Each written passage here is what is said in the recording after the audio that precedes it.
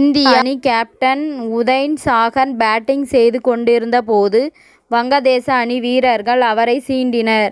ஒரு கட்டத்தில் வங்கதேச வீரர்கள் பலரும் ஒன்று கூடி அவரை திட்டினர்.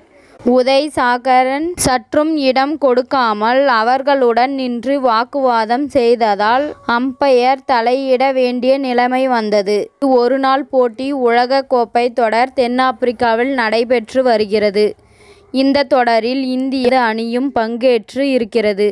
தனது முதல் போட்டியில் இந்திய அணி வங்கதேச அணியை சந்தித்தது. சில மாதங்கள் முன்பு நடந்த ஆசிய கோப்பை தொடரில் அவரை இறுதியில் இந்திய அணியை வங்கதேசம் வீழ்த்தியிருந்தது. பின்னர் இறுதி போட்டியிலும் வென்று ஆசிய கோப்பையை கைப்பற்றி இருந்தது. அப்போதே இந்திய வீரர்களுக்கும் வங்கதேச வீரர்களுக்கும் மோதல் போக்கு இருந்தது. அந்த நினைவுகள் இரண்டு அணிகளுக்கும் இருக்கும் என்பதால் உலக கோப்பை போட்டியில் உரசல்கள் இருக்கும் என்ற எதிர்பார்ப்பு போட்டிக்கு முன்பே இருந்தது. இந்த நிலையில் உலக கோப்பை போட்டியில் இந்தியா முதலில் பேட்டிங் செய்தது. முதல் 2 விக்கெட்டுகள் 31 ரன்கள் சேர்த்த நிலையில் வீழ்ந்தன. அதன் பின் துவக்க வீரர் ஆதர்ஷ் சிங் உதய் சாகர் இணைந்து அபார ஆட்டம் ஆடினர். இருவரும் அரை சதம் கடந்தனர். அவர்கள் பேட்டிங் செய்து கொண்டிருந்த போது வங்கதேச வீரர்கள் விக்கெட்டை வீழ்த்த முடியாத விரக்தியில் இருந்தனர்.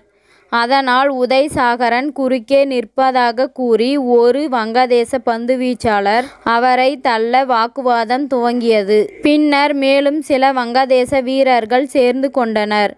ஆனால் உதய் சாகர் எதற்கும் தயங்கவில்லை. அவர்களுடன் சரிக்கு சமமாக நின்றார். பின்னர் கைகலப்பாகிவிடுமோ என்ற அச்சத்தில் அம்பயர் வங்கதேச வீரர்களை கலைந்து செல்லுமாறு கூறினார். இந்த போட்டியில் ஆதர்ஷ் சிங் 76, உதய் சாகர் 64 ரன்கள் எடுத்தனர். இந்தியா 50 ஓவர்களில் 7 விக்கெட் இழப்பிற்கு 251 ரன்கள் குவித்தது. அடுத்து சேசிங் செய்த வங்கதேச அணி ரன் குவிக்க முடியாமல் திணறியது. 50 ரன்களுக்கு 4 விக்கெட்டுகளை இழந்தது. பின்னர் 6 விக்கெட் இழந்த நிலையில் கடைசி 10 ஓவர்களில் 104 ரன்கள் எடுத்தால் வெற்றி என்ற நிலைக்கு சென்றது. பின்னர் வரிசையாக விக்கெட்டுகளை இழந்து 167 ரன்களுக்கு ஆல் அவுட் ஆனது. இந்தியா 84 ரன்கள் வித்தியாசத்தில் வெற்றியுடன் உலகக்கோப்பையை துவங்கியது. இத்துடன் இந்த செய்தி முடிவடைகிறது. நன்றி, வணக்கம். மீண்டும் அடுத்த வீடியோவில் சந்திப்போம்.